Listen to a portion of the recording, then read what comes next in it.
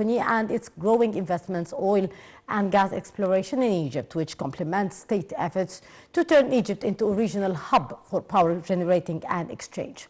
The president also hailed BP's activities in regard to the conversion into clean energy and emission reduction. President Sisi said Egypt looked forward to the British company's cooperation in generating green hydrogen. For his part, the executive of the British Petroleum Company said his meeting with the president asserts the decades-long strategic partnership between Egypt and the company, which is one of the leading energy investors in the Egyptian markets. President Abdel Fattah al-Sisi said implementing renewable energy pledges in Africa is difficult due to the lack of funding. Attending the inauguration of Egypt's 2024 on Monday, the president called on international financing institutions and rich countries to provide low-cost funding to the renewable energy project. More details. President Abdel Fattah al-Sisi on Monday witnessed the inauguration of the 7th edition of Egypt's, which is held under the slogan Energy in Action, Supply Security, Energy Convention, Emissions Reduction. 120 countries are attending Egypt's, which is held at El Manara International Exhibition Center in New Cairo over 3 days.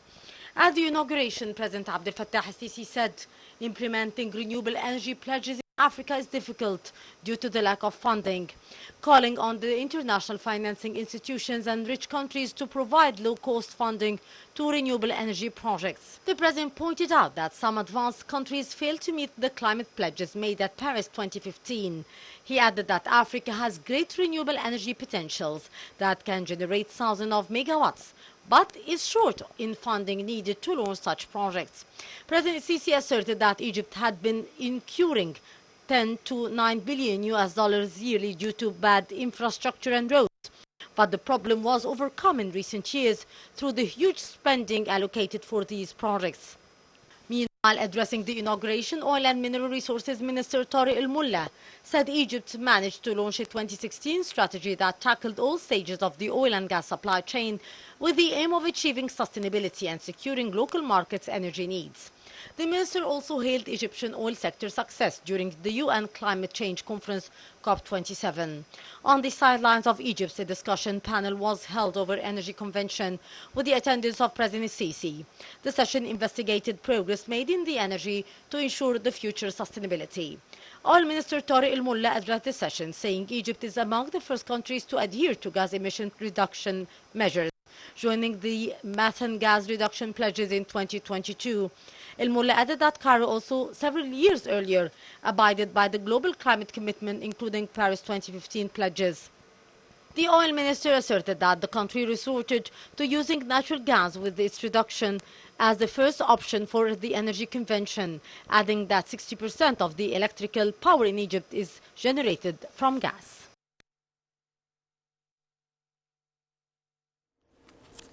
President Abdel Fattah al-Sisi offered condolences to King Abdullah II of Jordan and the Crown Prince Al-Hussein bin Abdullah II over the death of Khalid bin Mus'ad al-Saif, the Crown Prince's father-in-law. The president extended the condolences to the royal family and to Jordanian people, calling on God Almighty to bestow patience on the family of the deceased. Foreign Minister Sameh Shoukry asserted that Egypt categorically rejects the Israeli military operation in the Gaza Strip, including the planned operation in the Palestinian Rafah city, as well as many plots and measures aimed at evacuating the Palestinians outside the Gaza Strip.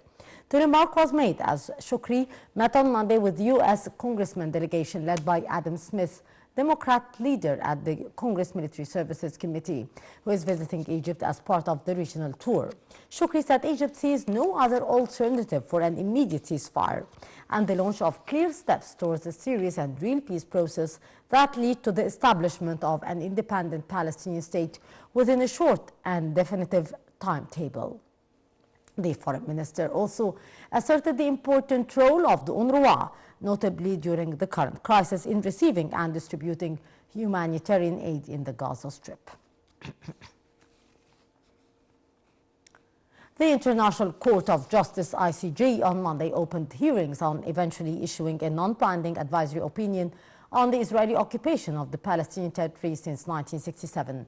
Palestinian Foreign Affairs Minister Riyad al-Maliki urged the court to declare the occupation illegal and order it to stop immediately, totally and unconditionally. More details.